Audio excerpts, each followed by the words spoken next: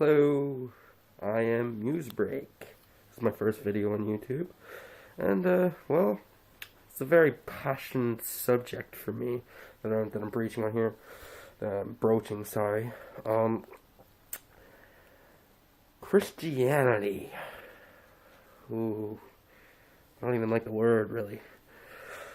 Christ. Why would God be so arrogant as to name it after himself?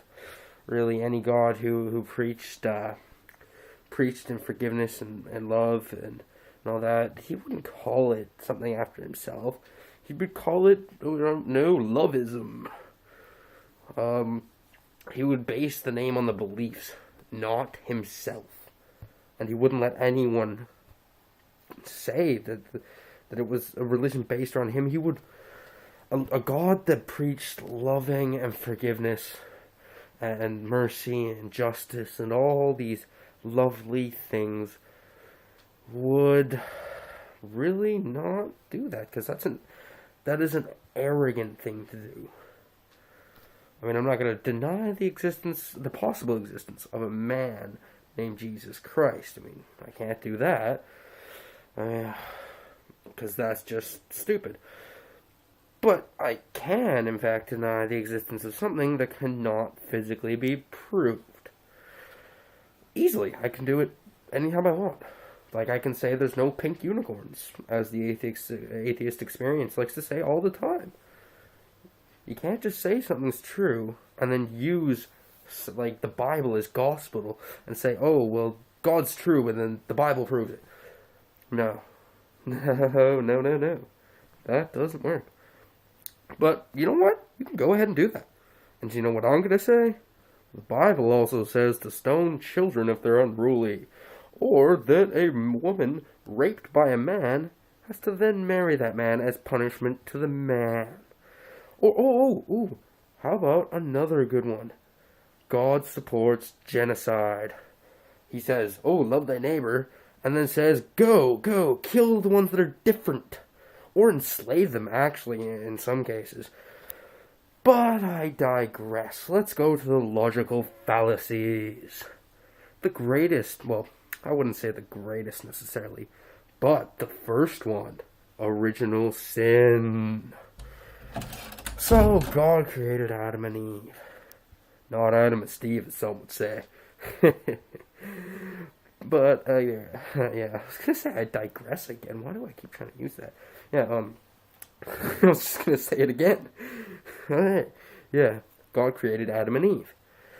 Well, God created Adam. It first says God created Adam and Eve, and then it goes on to say God created Adam, and then because Adam was lonely, God created Adam and Eve. That's just ridiculous. You can't say two things. You can't say one is true and then the other's true too.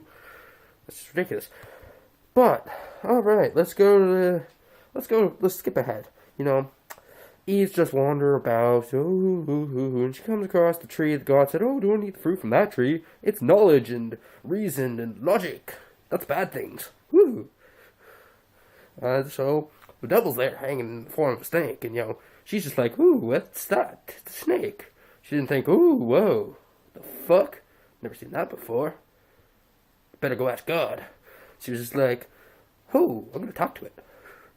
And so then she talked to the snake, which was the devil. And the devil, the master of lies and trickery and deceit, well, he managed to convince her to eat one of these apples. And then she got Adam to eat one as well. And somehow, the fact that the being that could stand against God, convincing her to eat an apple, God said, no, don't eat this, causes God to banish them and decide every one of your descendants, including you and every one of your descendants, sorry, I said that wrong, you and every one of your descendants will burn. Now, how does that work? Because, God being omnipotent, omniscient, all-powerful, all this stuff, God is everything. Well, he would have known this would happen. So why didn't he, in the first place, why didn't he destroy the devil? But let's not get into that. Why would he not? Why would he punish them? Because how can you expect someone to stand against the will of a being that can stand against God? The devil managed to stand in front of God and defy his will. According to the Christian faith, humans would not be able to do that.